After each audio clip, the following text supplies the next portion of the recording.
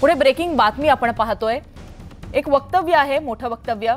काही माणसे बाहेरून येतात आणि सांगतात कारखाना कसा सुरू होतो तेच बघतो, निवडून कसा येतो तेच बघतो। शिरूर तालुक्यातील शेतकऱ्यांनी काढलेला घोडगंगा साखर कारखाना हा अजित पवारांनीच बंद पाडल्याचा आरोप शरद पवारांनी केला। यावेळेस पवारांनी अजित पवारांची नक्कलही केली आहे। महाविकास आघाडीची सत्ता आल्यावर आपण लक्ष घालून हा कारखाना सुरू करू असं आश्वासन सुद्धा शरद पवार यांनी दिलंय। काही माणसं बाहेर येतात आणि सांगतात कसा कारखाना चालू होतो हे बघतो। काही आमचे कोणी उमेदवार होते ते भाषणे चांगली देतात। आमच्या एका नेत्याने सांगितलं कसा निवडून येतो ते बघतो। मी आम्हाला येते असं म्हणले, कोल्हेंच्या बद्दल असं म्हणले, त्या मतदारसंघाच्या तुमच्या सखत लोकांनी जबाबदारी घेतली आणि मताचा विक्रम करून लाखो मतांनी कोल्हे तिथे जिंकले। मुख्यमंत्र्याला कोणते दम दिसतोय, हे पैसे बदलून करायचे नाही, द्यायचे नाही।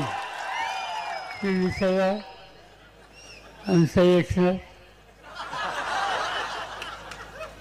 त्याला काय झालं कोणाचं फरक शांत झालं, मला फक्त सांगितलं समजून घ्या।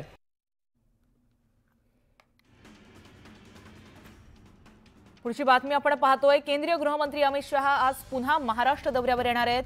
हिंगोली आणि यवतमाळमध्ये महायुतीच्या उमेदवारांच्या प्रचारार्थ अमित शहा सभा घेणार आहेत। हिंगोलीत महायुतीचे उमेदवार तानाजी मुटकुळे यांच्या प्रचारार्थ रामलीला मैदानावरती सभा पार पडेल। या सभेसाठी जय्यत तयारी करण्यात आली आहे। यवतमाळच्या उमरखेडमध्ये सुद्धा अमित शहांची सभा होणार आहे। चंद्रपूर मतदारसंघात महायुतीचे उमेदवार किशोर जोरगेवार यांच्या प्रचारार्थ सभेचं आयोजन करण्यात आलंय।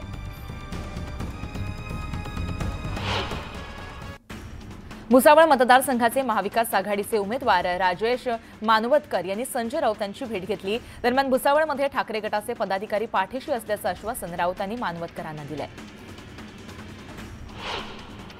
काँग्रेस नेते राहुल गांधींची अकोल्यातील सभा रद्द करण्यात आली आहे। अकोला पश्चिमेचे काँग्रेस उमेदवार साजिद खान पठाण आणि अकोटचे महेश गणगणेंच्या प्रचारासाठी या सभेचं आयोजन करण्यात आलंय।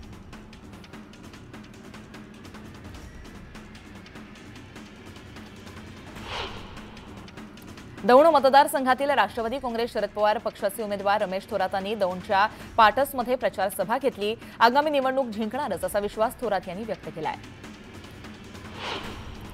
महाविकास आघाडीच्या उमेदवारांसाठी खासदार अमोल कोल्हे यांचा मुक्ताईनगर तालुक्यातील सावदा आणि जामनेरमध्ये रोड शो काढण्यात आला। यावेळेस दोन्ही उमेदवारांतर्फे मोठ्या संख्येने महिला आणि कार्यकर्ते रोड शोमध्ये सहभागी झाले होते। गोंदियातल्या तिरोडा मतदारसंघामध्ये महायुतीचे उमेदवार विजय रहांगडाले विजयाची हॅट्रिक साधण्यासाठी मैदानात उतरले आहेत। याच पार्श्वभूमीवरती कार्यकर्त्यांकडून जनसंवाद यात्रा काढण्यात आली आहे।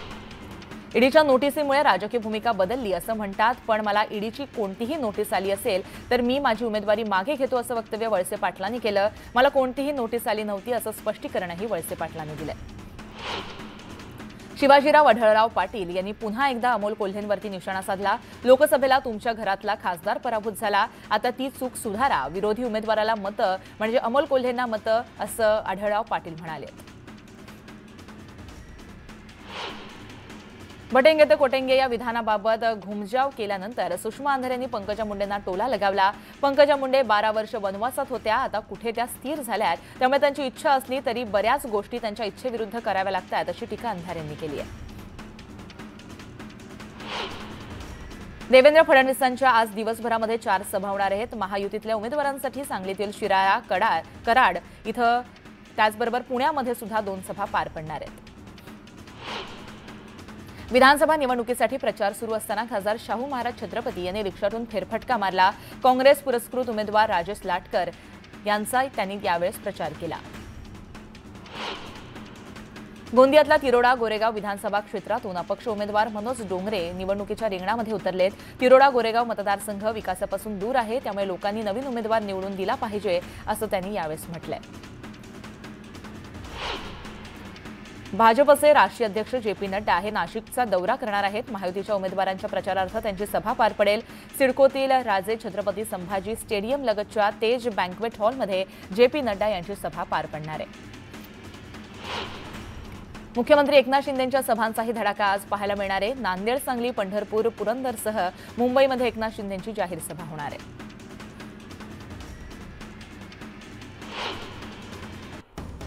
पुढे छत्रपती संभाजीनगरमध्ये मधली एक बातमी समोर येते। छत्रपती संभाजीनगरमध्ये उद्धव ठाकरेंची जाहीर सभा पार पडली। यावेळेस त्यांनी तुफान फटकेबाजी केली। मोदीजी बाळासाहेब नाही, हिंदू हृदय सम्राट म्हणा, ते तुमचे क्लासमेट नव्हते असं म्हणत उद्धव ठाकरेंनी मोदींवर निशाणा साधला। तर महाविकास आघाडीत असा एक पक्ष आहे जो बाळासाहेब ठाकरेंचा अवमान करणाऱ्या पक्षांसोबत आहे, म्हणून मी आव्हान दिलं होतं। काँग्रेसच्या राजकुमारच्या तोंडून कधी हिंदू हृदय सम्राट म्हणून दाखवा, तर तुम्हाला चांगली झोप येईल आणि रुग्णालयात जावं लागणार नाही, असं म्हणत मुंबईतल्या सभेतून मोदींनी उद्धव ठाकरेंना टोला लगावलाय।